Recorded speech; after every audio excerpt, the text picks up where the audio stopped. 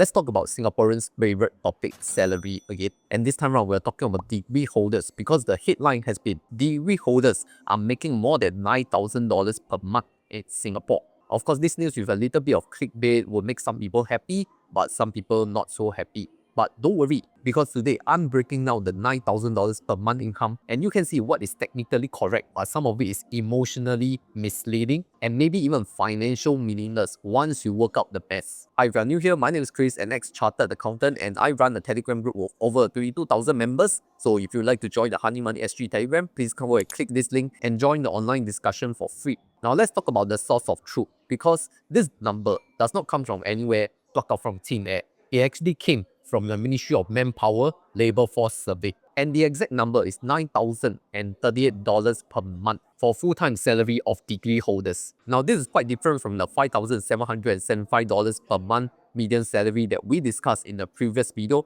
because that is for all types of workers and employees and not really for graduates. And to be very clear, this 9,038 number consists of the employer CPF of 17% plus 1/12 of the annual salary, which some people call it the AWS, annual wage supplement, or it can be a 1-month variable bonus. So this may be different from the number that is credited to your bank account, because to some people it may be quite inflated. And that may be the reason why some of you feel that, this salary is a lot at $9,038. I don't even earn that amount as a degree or university graduate. So where do they get this number from? But let's talk about the real math behind it and break down the numbers starting from the annual package. Because in terms of annual salary, we need to multiply the $9,038 by 12 and we'll get $108,456. This amount is the total cost to the company, how much they have to pay for one degree holder headcount. Okay, this is the cash outflow of the company. And since this $9,038 per month consists of employer CPF,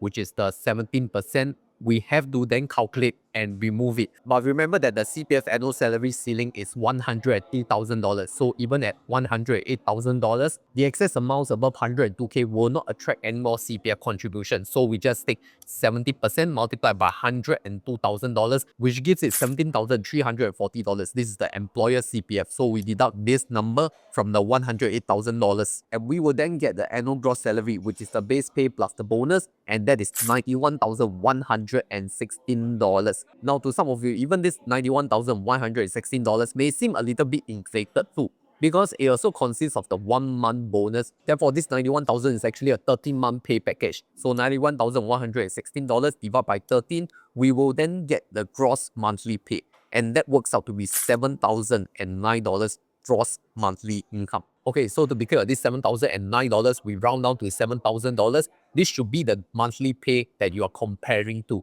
And I think that's quite reasonable for a degree holder, right? $7,000. But that's not even your take-home pay, because remember, as an employee, you also have to contribute at least 20% of your own contribution to CPF. So $7,009 multiplied by 20%, that's $1,402 that you need to contribute to your CPF accounts every month.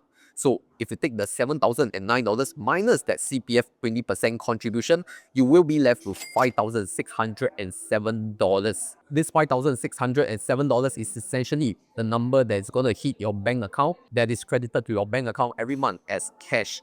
Okay, so from that $9,038 per month, you see, actually it's reduced to $5,600. That is the real cash take-home pay in your bank account. So can you see the difference here? So I want you all to take a pause and think for yourself. When the headline screams $9,038, some of you may think that it's really a lot.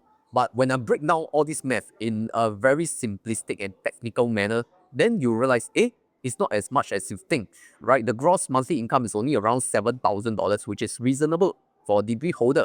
And if you deduct away the CPF employee contribution, is even less at 5.6K. This is after accounting for the annual wage supplement, which is the 1/12 of yearly bonus, plus the CPF contributions of the employer. So you think back again, using all this reasonable math, does 5.6K take-home pay sound a lot to you for a degree holder? Now, if that $5,607 feels a lot smaller, I fully understand how you think. But the solution is not just to work harder, but to make sure your money does not stay idle and make that money work for you. And this is where Longbridge Singapore comes in. Longbridge is an MAS licensed platform that makes investing accessible to us. Now, I could give you a few reasons why some should choose Longbridge. And the first reason being low fees, where they have lifetime zero commission for SG, US, Hong Kong tricks, and 90 days platform fee waivers for new customers. Also, they have very attractive welcome rewards where you can get 5% per annum interest boost coupon for 365 days. And this is stackable on top of their fun and trip promo. For example, at tier 2, if you deposit 10,000 Singapore dollars and maintain for 90 days,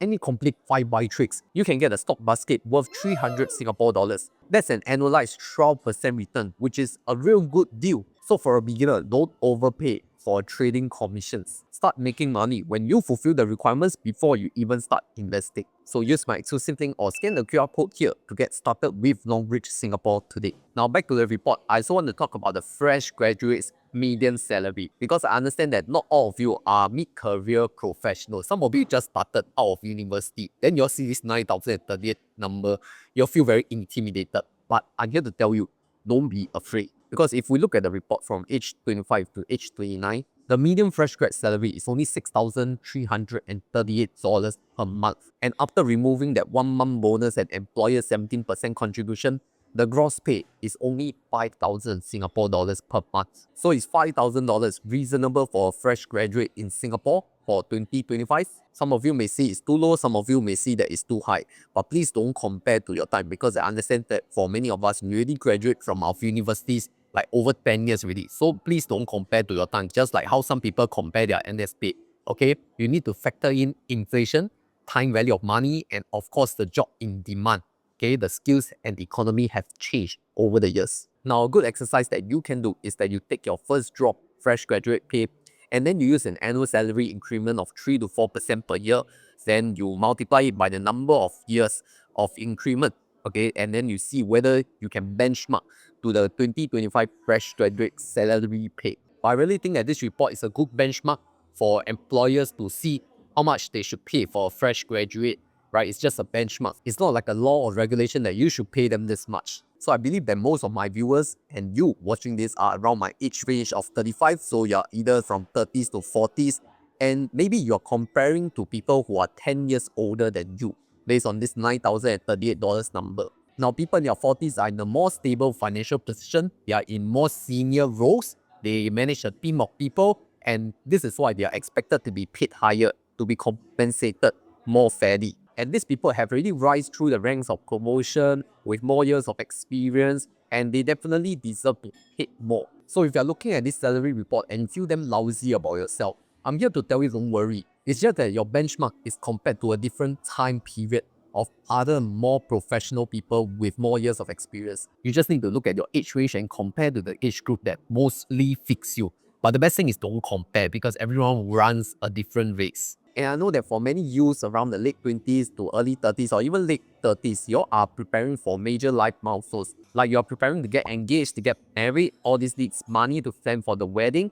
And then you are preparing to buy your first home, your matrimonial home as a first property. And you also need to do renovations, right? All these are big ticket items that will eat up a lot of your cash. And even some of you may plan to have kids, which is also a huge financial commitment. So don't be put off by the numbers of this salary report, because they may not be as meaningful as you think. And we all know that comparison is a thief of joy, right? For example, you compare to the $9,000 people as median income. But if you look at the bottom 20% of degree holders, how much are they earning? Because if you look at this report, the bottom 20% of the income earners are only making $3,164 a month.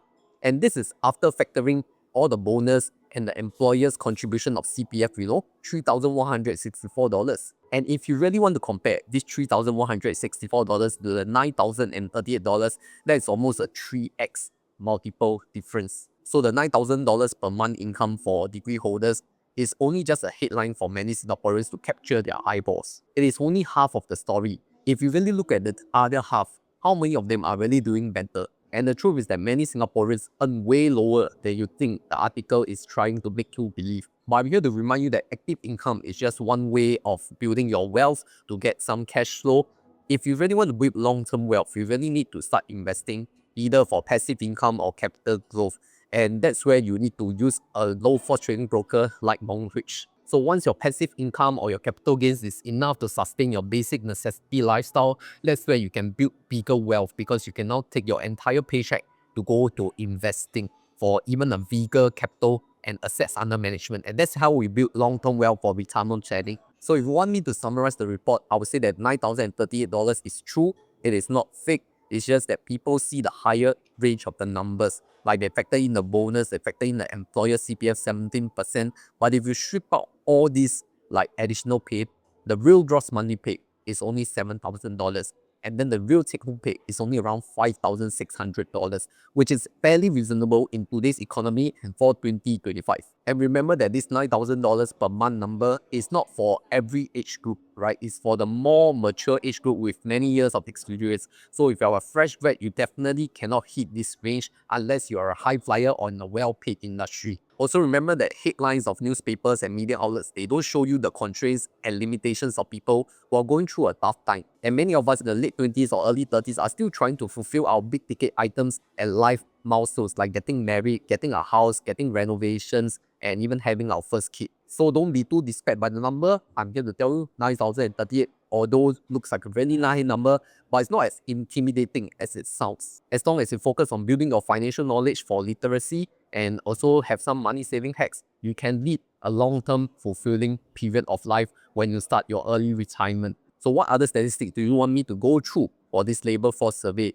in terms of income salary? Go and comment down below. I think there are some more numbers that we can look at and break down the numbers to see whether it really makes sense. And meanwhile, if you want to look at my median income report, I break down the $5,775, you can see this video right here.